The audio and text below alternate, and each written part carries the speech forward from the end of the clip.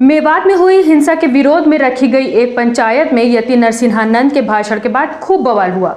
Police को सुरक्षा घेरा बनाकर यति नरसिन्हा को बाहर निकालना पड़ा।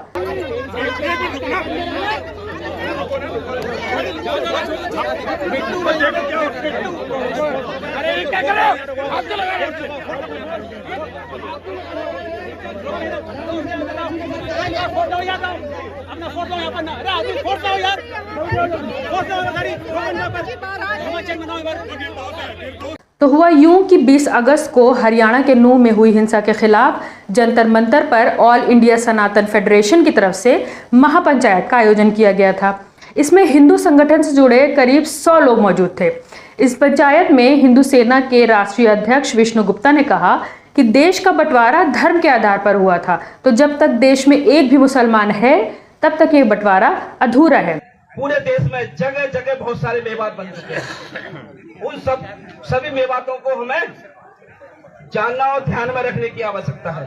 और यहाँ एक चीज मैं ये कहना चाह रहा हूँ कि इस देश का बंटवारा जो हुआ था धर्म के आधार पर हुआ था। सभी लोग जानते हैं ना भैया, धर्म के आधार पर इस देश का बंटवारा हुआ। लेकिन फिर भी बंटवारा मैं मानता हूं ये अधूरा बंटवारा रहा। जब तक इस देश में एक भी मुसलमान रहेगा, जब तक ये बंटवारा पूरा नहीं। आप आयोजकों को कई बार बताया गया था कि किसी धर्म विशेष के प्रति कुछ भी नहीं बोलना है। हमारे बार बार बोलने के बाद भी आप लोग नहीं मान रहे हैं, इसलिए आपकी ये पंचायत की जो यहीं पे खत्म की जाती है। आप सभी से निवेदन है, अपनी अपनी जगह जाइए, अंदर आइए सभी लोग प्लीज। नो नहीं, आपको किसी धर्म विशेष का नाम ही नहीं लेना, जब हमने कई बार आपको बता दिया। फिर आग में घी डालने के लिए वहां यति नरसिन्हानंद और उसके 40-50 समर्थक पहुंच गए।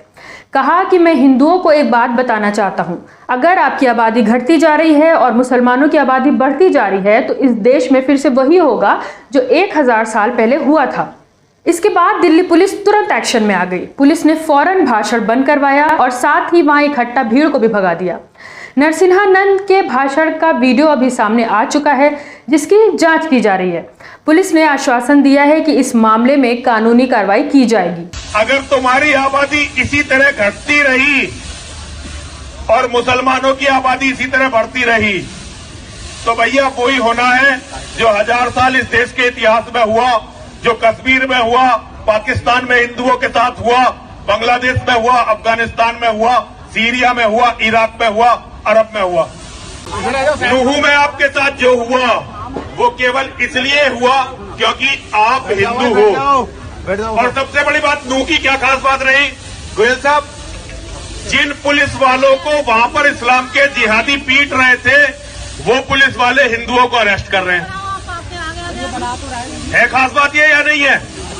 जिन पुलिस वालों को वहां इस्लाम के जिहादी पीट रहे थे वो हिंदुओं को अरेस्ट कर रहे थे। सारी दुनिया ने देखा जो वहां पर पराकाष्ठा हिंदुओं के साथ अत्याचार और अन्याय की हुई, और वो भी कब हुई?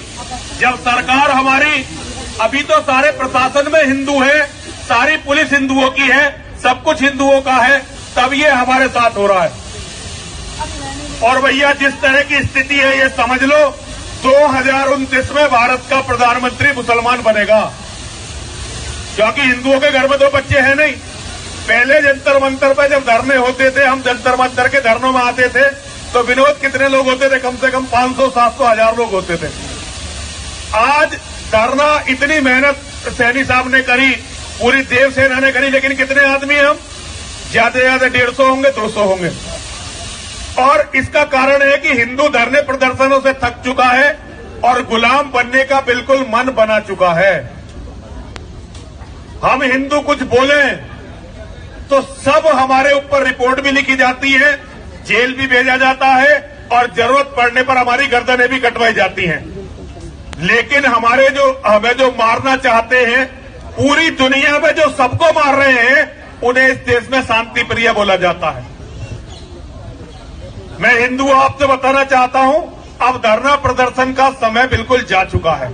मैं यहां बहुत मजबूरी में आया हूं। मजबूरी में मैं इसलिए आया हूं कि मैं बीमार बहुत था, लेकिन ये क्योंकि एक यज्ञ है तो यज्ञ में एक छोटी सी आहुति मेरी हो जाए उसके लिए मैं इनका समर्थन करने आया। मैं केवल इतना कहना चाहता हूं कि मैं हर तरह से देवसेना के बल्कि जो भी लोग लड़ रहे हैं उन सभी हिंदुओं के साथ हूं। लेकिन हिंदुओं एक बात बताना चाहता हूं, अगर तुम्हारी आबादी इसी तरह घटती रही और मुसलमानों की आबादी इसी तरह बढ़ती रही तो भैया वही होना है जो 1000 साल इस देश के इतिहास में हुआ, जो कश्मीर में हुआ, पाकिस्तान में हिंदुओं के साथ हुआ, बांग्लादेश में हुआ, अफगानिस्तान में हुआ, सीरिया में हुआ, इराक में हुआ, अरब में हुआ। अभी से तय कर लो कि भाग के कौन से महासागर में डूब के मरोगे, क्योंकि अब तुम्हारी जमीन तो खत्म हो गई। गोयल साहब सब जगह से भागते रहे और यहां आके छिपते रहे। अब आगे जमीन तो हिंदुओं के भागने के लिए खत्म हो गई है, अब तो केवल महासागर रह गए हैं। किस महासागर में डूब के मरनी करनी पड़ेगी हर तरह से। यदि इन्हें कॉपी नहीं करोगे तो जिंदा नहीं बचोगे। बस इतना ही।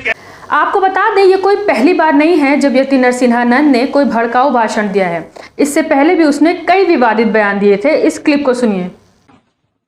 सभी लोगों से मेरा अनुरोध है, किसी भी मुसलमान के पास जब हिंदू का पैसा जाता है तो वो जिहाद के लिए जकात देता है और वही जकात तुम्हारे और तुम्हारे बच्चों के कत्ल के काम आती है। इन धोखेबाजों की बातों में मत फंसना। अगर तिरंगा लहराने तो तिरंगे का ही बहिष्कार करो, क्योंकि इस तिरंगे ने तुम्हें बर्बाद कर दिया है। हर हिंदू के घर पर हमेशा भगवा ध्वज होना चाहिए। पिछले 1500 सालों में 2 व्यक्तियों ने भारत के और दुनिया के इतिहास को सबसे ज्यादा प्रभावित किया है। उनमें एक है मोहम्मद, अरब में पैदा हुआ मोहम्मद, और दूसरा गांधी। हमारे देश में हमारी बर्बादी में सबसे बड़ा हाथ यदि किसी का है तो मोहम्मद का और गांधी का है। पता नहीं क्या कारण है कि हमारे देश की राजनीति इन 2 व्यक्तियों का सही आकलन होने ही नहीं देना चाहती। यदि कोई मोहम्मद के बारे में सच बोलता है तो मोहम्मद के शिष्य, मोहम्मद के चेले उसकी गर्दन काट देते हैं, और कोई गांधी के बारे में सच बोलता है तो उसको जेल में भेज दिया जाता है। मैंने और मेरे शिष्यों ने हमने ये तय किया है कि हम 1 लाख हिंदुओं के हस्ताक्षर लेकर मोहम्मद और गांधी का सच पूरी दुनिया के सामने लाने के लिए सुप्रीम कोर्ट में एक जनहित याचिका दायर करेंगे। और ये कार्य आज है 9 अक्टूबर 2022। ये किस तरह के शैतानी दिमाग का आदमी है, इस क्लिप को सुनने के बाद आपने अंदाजा तो लगा ही लिया होगा। लेकिन अब आप ये सोचिए कि देश में जब इस तरह का नफरती माहौल बन रहा है, उस वक्त इस तरह के लोग अपने मुंह से जहर निकाल कर और न जाने कितने लोगों के दिमाग को जहरीला बना दे रहे हैं। हाल में ही ट्रेन में हुआ गोलीकांड तो आपको याद ही होगा। एक पुलिस वाले ने सिर्फ मजहब के नाम पर 3 निर्दोष लोगों की गोली मारकर हत्या कर दी थी। ये घटना इन जैसे लोगों के नफरती बयानों का ही नतीजा थी। पिछले साल नरसिंहानंद ने अपने एक बयान में कहा था कि महात्मा गांधी 1 करोड़ हिंदुओं की हत्या के लिए जिम्मेदार थे। उसने मदरसों को भी बम से उड़ाने की बात कही थी। अलीगढ़ मुस्लिम यूनिवर्सिटी को भी निशाना बनाया था। कहा था कि एएमयू इस्लाम का गढ़ है, मदरसों की तरह एएमयू को भी बारूद से उड़ा देना चाहिए। मदरसे तो होने नहीं चाहिए, मदरसे तो होने नहीं चाहिए। जितने भी मदरसे हैं उन्हें बारूद से उड़ा देना चाहिए। और जैसे चीन करता है ना, मदरसे के सारे विद्यार्थियों को ऐसे शिविरों में भेज दिया जाना चाहिए जहां से उनके दिमाग में से कुरान नाम का वायरस निकाला जा सके। जो हाल मदरसों का, इसको भी बिल्कुल उड़ा देना चाहिए। इसमें से जितने भी लोग इसमें रहते हैं उन्हें डिटेंशन सेंटर में भेज के, जहां उनके दिमाग का इलाज हो सके वहां भेज के इस पूरी बिल्डिंग को ध्वस्त कर देना चाहिए, बमों से उड़ा देना चाहिए। इन जैसे लोगों के खिलाफ अभी तक कोई बड़ा कदम नहीं उठाया गया।